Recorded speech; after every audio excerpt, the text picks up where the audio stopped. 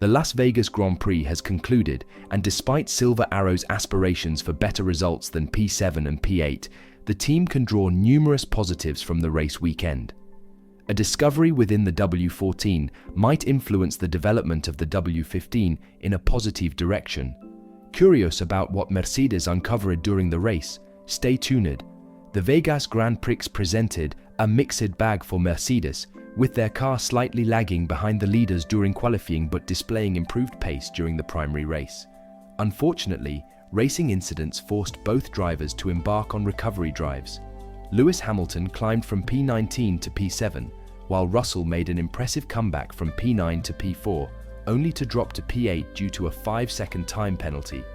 Although the race was eventful, it lacked excitement and didn't yield substantial points for Mercedes in the constructors' standings.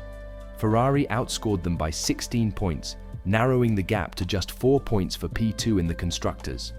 Reflecting on the challenging race, the 7-time world champion acknowledged the strengths of their car but noted the difficulty in extracting its full performance potential.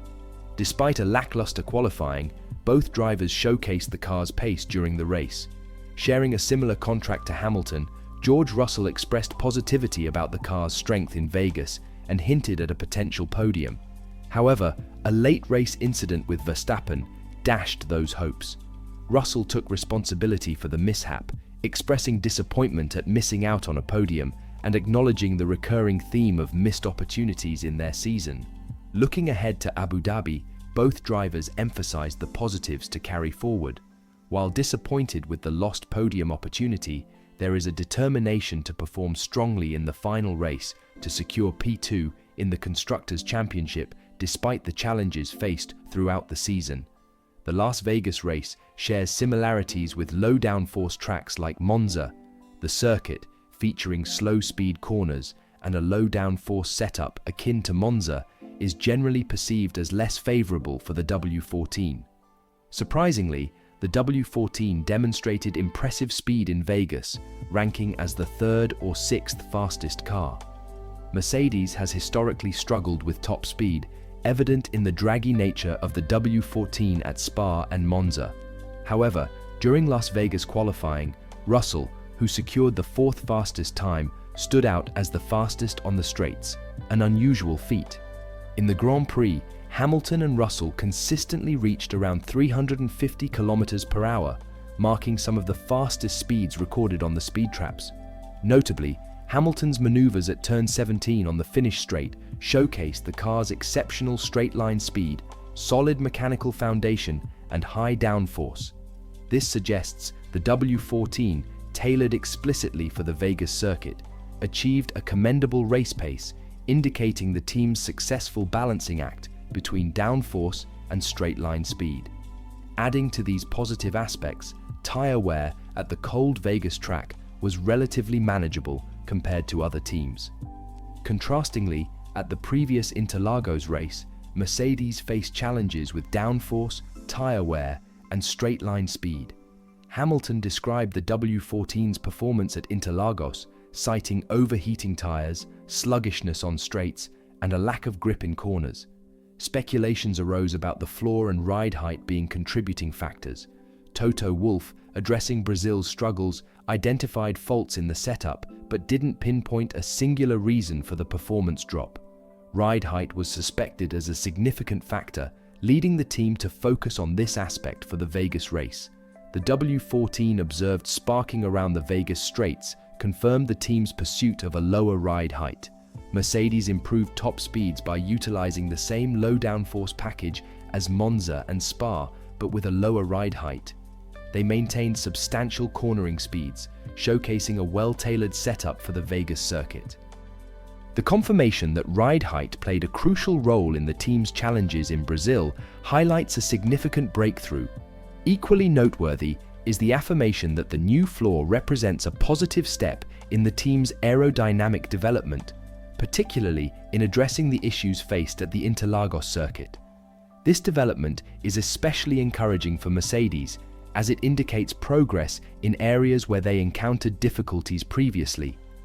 Looking ahead to the final race of 2023, the Abu Dhabi Grand Prix poses a unique challenge with its combination of high downforce requirements and a lengthy straight.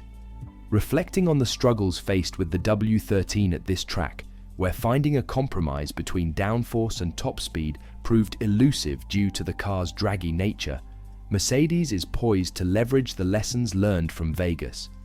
Utilizing the practice sessions during the weekend, the team aims to strike the optimal balance between downforce and straight-line speed, similar to their successful approach in Vegas. With the W14 operating at its optimal ride height, Mercedes is optimistic about competing for podium positions in Abu Dhabi. Toto Wolff shares this optimism, expressing expectations of podium results to secure P2 in the Constructors' Championship. Despite the frustration of having the necessary pace without translating it into the desired results, the team remains hopeful for a strong finish in the upcoming race. Considering these positive developments, the implications for 2024 are significant. The team draws motivation from the knowledge that their current direction is correct, particularly in the challenging aspect of floor philosophy's underground effect regulations. The newfound confidence of both Hamilton and Russell, attributed to the effectiveness of the new Austin floor, underscores the potential for a competitive machinery in 2024. However, recognizing that the floor alone is insufficient, the team acknowledges the need for substantial changes to the top body arrow, including side pods and the rear wing. Due to constraints imposed by the current chassis design of the W14, Mercedes faced challenges in implementing AB spec as envisioned by the team. As Toto noted, the group has been addressing issues akin to applying band-aids to a leak. Red Bull's success with the undercut philosophy has served as a model for progress, inspiring Mercedes to follow suit. The team is embarking on comprehensive redesigns of the chassis and suspension to enhance performance. In the chassis, adjustments to the cockpit positioning will afford the aero department greater flexibility in refining the side pods and underfloor design. A pivotal focus will shift to the suspension, introducing anti-dive and anti-squat elements to establish a consistent platform for aerodynamic support in downforce generation. Moreover, to optimize aerodynamics, Mercedes may adopt a configuration similar to Red Bull, employing pull rods on the front and push rods on the rear. As we delve into these developments, what are your expectations for Mercedes in Abu Dhabi based on our discussion thus far? Can Mercedes establish competitiveness right from the outset in 2024? Share your thoughts and perspectives in the comments section below. As you navigate down, subscribe to the channel for notifications on our upcoming uploads, ensuring you stay informed about the developments in the 2023 Formula One season.